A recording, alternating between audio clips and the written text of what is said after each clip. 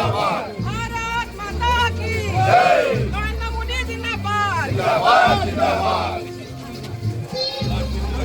भारत माता की। ভাৰতবৰ্ষৰ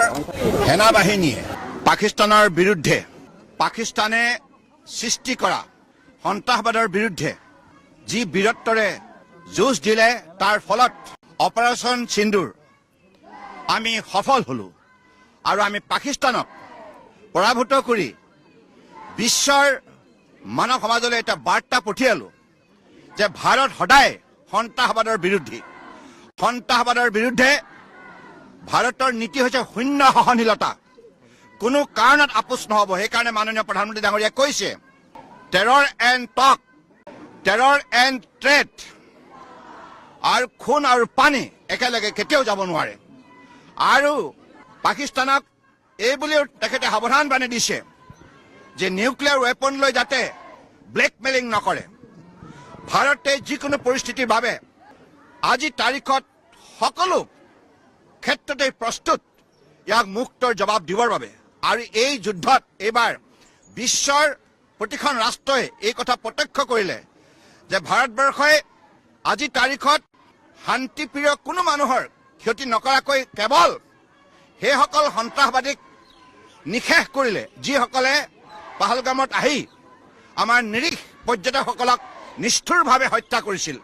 আজি মাননীয় প্ৰধানমন্ত্ৰী নৰেন্দ্ৰ মোদী ডাঙৰীয়াৰ বলিষ্ঠ নেতৃত্বত ভাৰতবৰ্ষৰ তিনিটা military wings Indian army Indian air force Indian navy সকলোৱে মিলিত প্ৰচেষ্টাৰে যেনেধৰণে বীৰ বিক্ৰমেৰে পাকিস্তানৰ বিৰুদ্ধে যুঁজ দিলে আৰু ভাৰতবৰ্ষৰ বাবে সফলতা কঢ়িয়াই আনিলে তাৰ বাবে আমি নিশ্চিতভাৱে ভাৰতীয় সেনা বাহিনীক আন্তৰিকতাৰে কৃতজ্ঞতা আৰু ধন্যবাদ জনাইছো আৰু তেখেতসকলৰ যি শক্তিশালী প্ৰচেষ্টা যি যুঁজ তেখেতসকলে দিলে নিৰ্ভীকভাৱে ইয়াক লৈ প্ৰতিজন ভাৰতীয় 140 কোটি 84 লাখ ভাৰতীয় গৌৰৱান্বিত আৰু মাননীয় প্ৰধানমন্ত্ৰী ডাঙৰীয়াই শক্তিশালী নেতৃত্ব সন্মুখৰ পৰা দি আজি ভাৰতবৰ্ষক বিশ্বৰ অন্যতম শক্তিশালী ৰাষ্ট্ৰ হিচাপে ইতিমধ্যে পৰিচয় কৰাই দিলে প্ৰতিষ্ঠা কৰিলে গতিকে মাননীয় প্ৰধানমন্ত্ৰী ডাঙৰীয়াকো আমি আন্তৰিকতাৰে কৃতজ্ঞতা আৰু শ্ৰদ্ধা আৰু ধন্যবাদ জনাইছো আৰু এই মুহূৰ্তত তিৰংগা যাত্ৰা আমি সকলোৱে সমগ্ৰ দেশতে ভাৰতীয় জনতা পাৰ্টীয়ে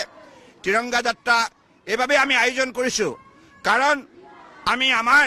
বীৰ সৈনিকসকলক কৃতজ্ঞতা জনাবই লাগিব তেখেতসকলৰ সফলতাক লৈ আমি গৌৰৱান্বিত হ'বই লাগিব গতিকে অপাৰেশ্যন সিন্দুৰ সম্পূৰ্ণৰূপে সফল কৰাৰ ক্ষেত্ৰত তেখেতসকলৰ যিখিনি কষ্ট আৰু ত্যাগ প্ৰতিজন ভাৰতীয় আন্তৰিকতাৰে ইয়াক স্বীকৃতি প্ৰদান কৰিছে আৰু মাননীয় প্ৰধানমন্ত্ৰী ডাঙৰীয়াৰ নেতৃত্বত আগন্তুক দিনত বিশ্বৰ বুকুত আটাইতকৈ শক্তিশালী ৰাষ্ট্ৰ হিচাপে ভাৰতবৰ্ষ গঢ়ি তোলাৰ ক্ষেত্ৰত প্ৰতিজন ভাৰতীয় প্ৰতিজ্ঞাবদ্ধ